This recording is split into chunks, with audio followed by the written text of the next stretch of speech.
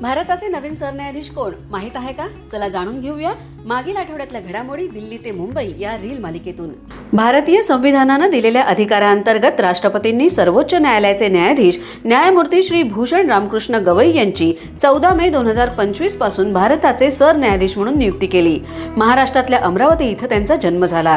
16 मार्च 1985 रोजी ते बार काउन्सिलचे सदस्य झाले।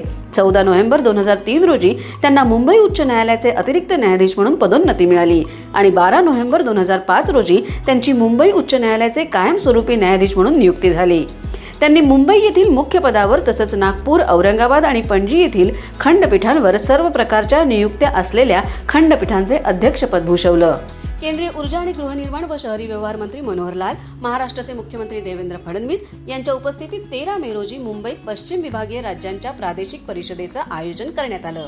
केंद्रीय नागरी हवाई वाहतूक राज्यमंत्री मुरलीधर मोहोळ यांच्या हस्ते कोल्हापूर विमानतळावरील हवाई वाहतूक नियंत्रणासाठीचा मनोरा, तांत्रिक संचालन इमारत आणि अग्निशमन विभाग या सुविधा एकाच ठिकाणी उपलब्ध असलेल्या सुविधा केंद्राचं उद्घाटन करण्यात आलं। भारतीय खाण ब्युरो तसंच राष्ट्रीय खनिज विकास महामंडळ यांच्या संयुक्त विद्यमानं 9 मे रोजी नागपुरात खाणींचे अवशेष आणि कचरा यांमधून महत्त्वपूर्ण खनिजांचं उत्खनन, संधी आणि आव्हानं या विषयावर एक दिवसीय चर्चासत्राचं आयोजन करण्यात आलं। ही रील आवडल्यास लाईक सोबत शेअर नक्की करा आणि PIB मुंबईला फॉलो करा।